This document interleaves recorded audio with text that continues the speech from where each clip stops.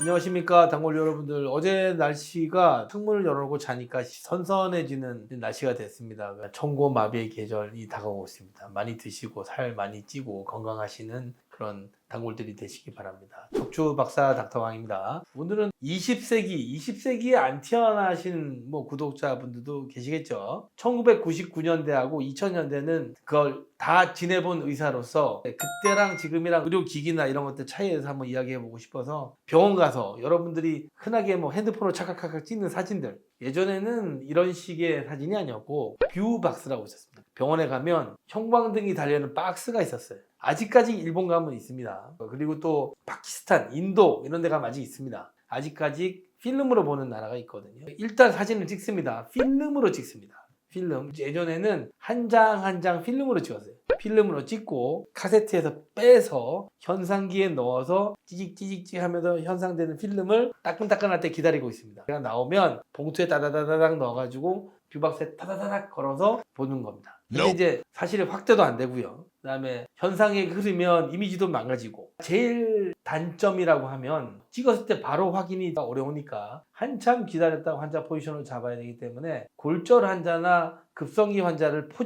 우리가 사진을 찍기 위해서 포지션이 필요한데 그 자세를 유지가 안 되기 때문에 또 그 자세를 해서 사진을 찍고 이런 불편한 점이 좀 있었거든요. 그래서 제일 혁명적인 의료기기의 차이는 엑스레이로 보시면 됩니다.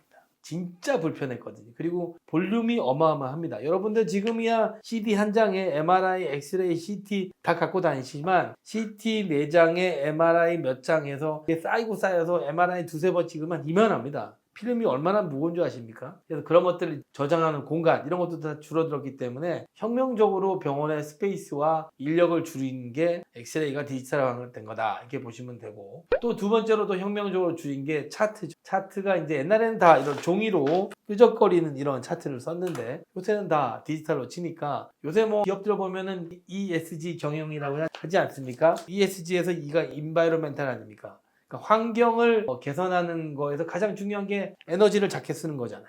우리가 이제 종이 생산, 필름 생산, 폐기물 이거 따지면 사실 디지털화 되는 게 가장 더 폐기물이 작게 보이는 것 같지요. 차트랑 엑스레이가 가장 혁명적인 의료의 발달 중에 우리가 얻어낸 그런 부산물이라고 볼 수 있겠죠.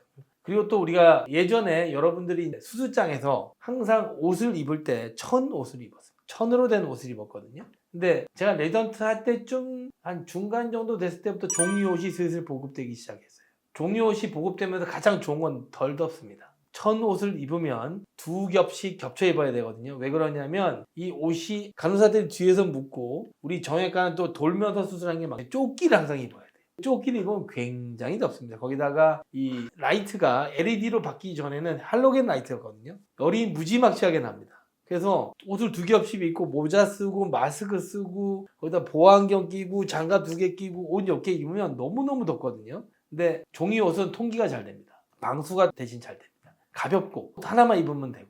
그래서 수술장에서 입었던 종이 옷도 수술이 길게 하는데 불편하지 않게끔 우리를 편하게 해줬거든요. 그리고 또 수술장에서 우리가 이제 엑스레이를 볼 때 옛날에는 한 장 한 장 찍는 사진을 포터블 엑스레이라고 그랬습니다. 포터블 엑스레이. 그건 한 장 찍고 막 뛰어가서 현상하고 또 갖고 와서 보여주고 했기 때문에 골절 수술할 때 정말 오래 걸렸어요. 왜냐하면 이게 맞춰졌는지 궁금하면 엑스레이 찍고 다시 거기에 천 덮고 엑스레이 판때기 놓고 엑스레이 기계 갖고 와서 대고 찍고 걔를 빼서 현상해서 걸어올 때까지 아무것도 안 하고 멍 때리고 있어요.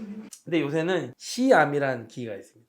요새는 마취과 의사 선생님들이 그걸 주사 치료할 때 많이 사용해서 저변이 넓어졌는데 굉장히 기계가 비싸거든요. 우리 병원에 있는 시암 기계가 2개가 있는데 기본적으로 1억이 넘어가요. 하나는 우리가 3억이 넘거든요. 그런 기계를 옛날엔 더 비쌌어요. 그게 굉장히 고가고 대학병원이나 큰 병원 말고는 살 수가 없었어요. 너무너무 비싸가지고.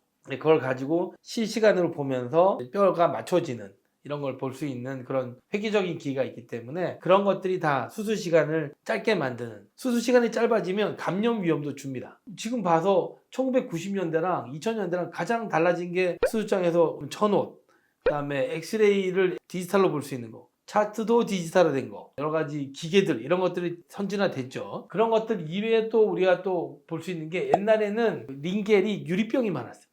기억을 하실지 모르겠는데 다 유리병이었어요. 유리병에 고무 이 관도 여러 번 재소독해서 쓰는 그런 게 많았거든요.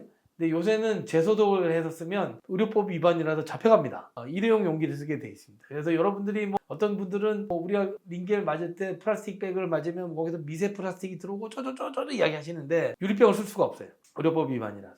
그다음에 또 다르게 달라진 건 뭐냐면 바늘도 옛날에는 재소독해서 많이 썼습니다. 많이 썼습니다. 그래서 아주 작은 병원이라도 고압 소독기, 오토크레브라고 하는데 그게 항상 있었어요. 그래서 소독에 썼는데 요새는 바늘은 다 일회용이죠. 그래서 그런 소독에서 쓰는 것들에 대한 것들이 없어지고 일회용으로 사용하는 것들이 많아지면서 병원 폐기물이 또 늘어났어요. 그런 또 단점은 있고 그 폐기물에서 또 찔리는 사고도 꽤 많습니다. 사실 1990년대에 병원 생활하고 2000년대까지 다 해본 저로서는 상당히 많이 변했거든요.